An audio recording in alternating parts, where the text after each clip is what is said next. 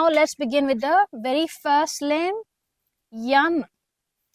Yam are considered the most important principles, and within the most important ones, the first one is called Ahimsa.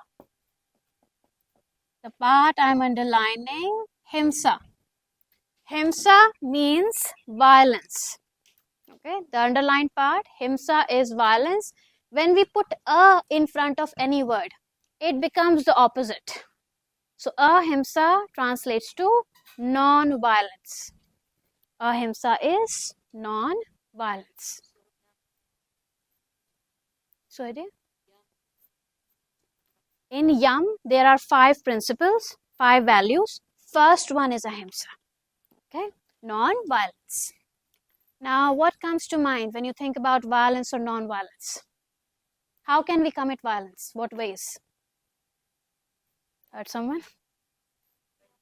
So hurting animals. The way we talk about ourselves, very good.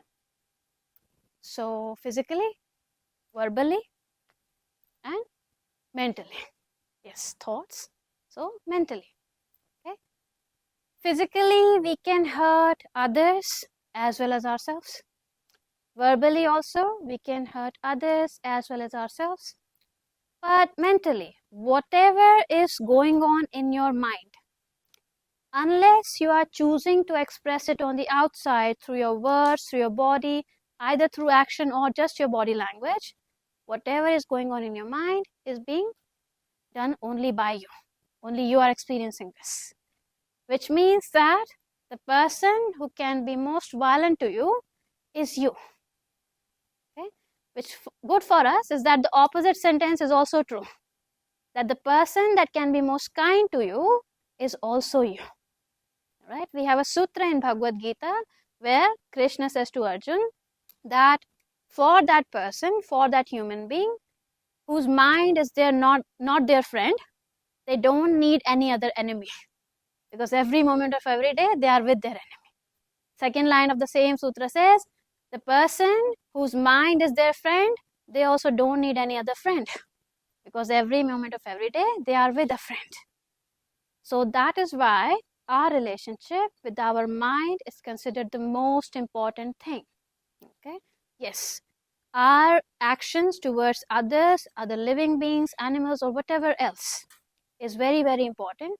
But whenever you read traditional yogic books, you will always be asked to first check your behavior with yourself. What kind of actions do you do to yourself? What kind of words you say about yourself on the outside or within? Why that is because your relationship with yourself is considered your foundation. That is the foundation on which all of your other relationships are based. So if my foundation with myself is weak in some cases, I tend to be cruel to myself in certain aspects, then most likely to others as well, I will turn out to be cruel in those same aspects of life. Okay. So in Ahimsa, let's start with your treatment of yourself, let alone the rest of your life. Since this course started, since this Monday, have you been kind, compassionate, non-violent towards yourself? Unfortunately, that is the general answer up until we discuss Ahimsa. Let's say that in any class, whether in your pranayam or in your vinyasa class, any other physical class, when your body communicated with you that this is done, I am exhausted, what did your mind say to you to keep you pushing? Because of course your body will communicate to you. But what did the mind say that made you push the body even though it was saying, I am done, I am exhausted, this is no longer benefiting me? Why did we keep pushing? What did the mind say? We have a goal. Is the goal abusing the body? No. Pushing a tired body, is that not abuse? Pushing an energized body, good, growth. Pushing a tired body, wrong, abuse. Out of the comfort zone, very good. Should we push out of the comfort zone even when we are drained? Pushing yourself physically in your drained state is good for you. Does everyone agree with that? Pushing yourself, when you have the energy to push, is good for you. That will push you through your discomfort, which means you will go into growth. But if you're already drained physically, you don't have enough energy, then why are you pushing? What did the mind say? Okay, first thing to look at here, because so many of us are relating this with discipline, isn't it? That is discipline. And we have forgotten that the definition of discipline has very recently been changed.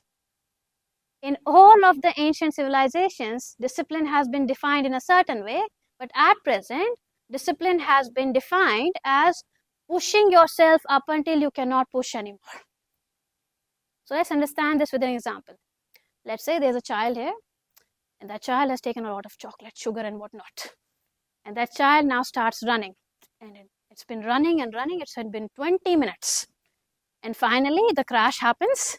And now the child goes into their shavasana. The child pushed as much as they could. How many of us would call this child a disciplined child? Good answer. Discipline is not pushing yourself up until you cannot push anymore. That is killing yourself slowly. Discipline is having the capacity to say no to yourself when you know that whatever action you are doing is not good for your well-being, even though your ego might be desperately asking for it. That is discipline. When you have the capacity to say no to yourself, even though you desperately want to do that thing. But recently, we have changed that definition and we are all sticking by it. I will exhaust myself fully and then I'll call myself a disciplined person. Now, okay, let's understand this with a lot more clarity. Would you have pushed yourself that much if you were the only person practicing? Most likely, not so much. So what happens to us in group settings? Other people are there. They are still practicing. How can I stop? So in group settings, comparison happens. Okay? Comparison, no matter which aspect of your life, which aspect of your being you are comparing, it is always a violent tendency. No matter what you are comparing, no matter with whom you are comparing, it is always a violent tendency, because what happens in comparison, you look at something or someone else and then you immediately look down on yourself. And in that looking down, you push yourself. That is always a negative push. And in negative push, we don't care about anything, including our own well-being. So we might even injure ourselves in that negative push. Please understand that there's a difference between comparison and inspiration. In inspiration, you look at something or someone else and you're looking up. You're not looking down immediately on yourself. So in inspiration, when you work while taking care of yourself physically as well as mentally. Okay? But in comparison, we are always looking down and it is a negative push. Okay? And we need to look at comparison as what it truly is. Okay? For example, let's say in one of your days of the training, I come in the evening class to practice. But I also have been teaching throughout the day. So my body is a little bit tired. And maybe after 40 minutes, 50 minutes in the class, my body tells me, okay, this is no longer benefiting. This is actually draining you of your energy.